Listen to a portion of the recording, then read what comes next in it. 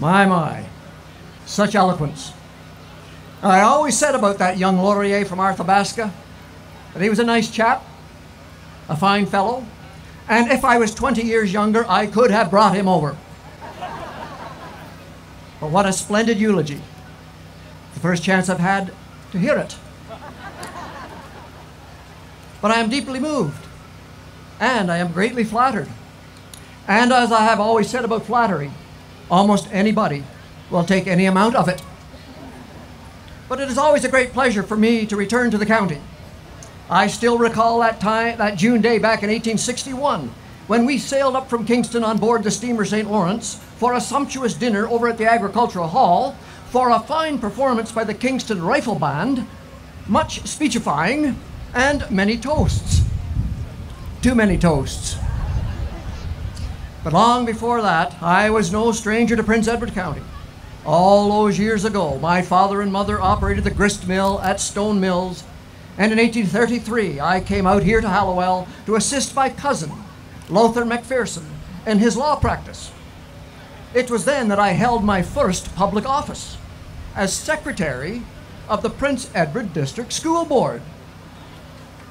Yes, the Reverend Macaulay knows that. At the advanced age of 18 years.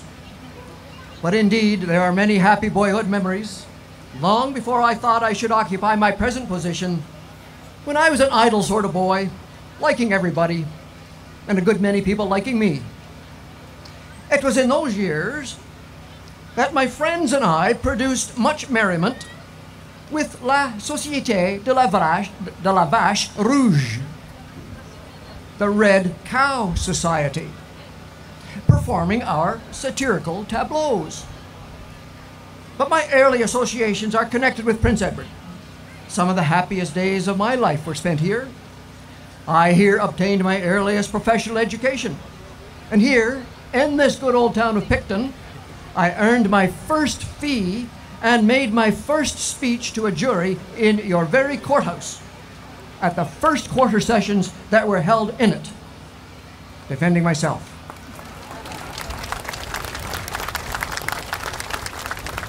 Dr. Moore paid that sixpence in fine. For many years now, I have been absent from Prince Edward, but I have not forgotten the good old county. Now, I have had a long life of politics, a long life of official duties. I have committed many mistakes, but looking back in the light of experience, there are many things I have done wrongly, and many things I have neglected that I should have done. But in every act of legislation and administration, I have tried, according to the best of my judgment, to do what I could for the well-being of good government and the future prosperity of this, my beloved country. But today, let me thank you for this crowning proof of your kindness and confidence.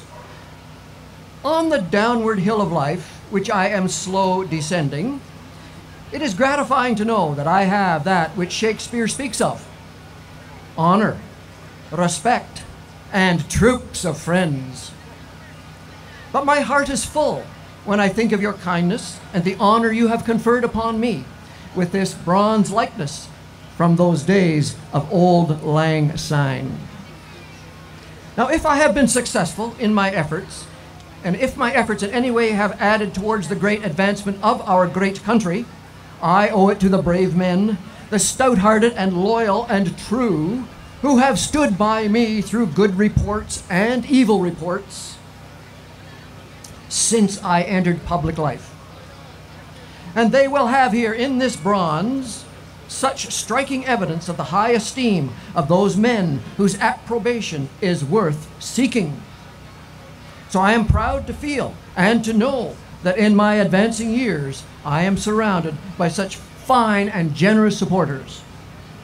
So thank you very much to Miss Abernethy, Mr. Warwick, and all of his committee, and the people of Prince Edward for this wonderful tribute.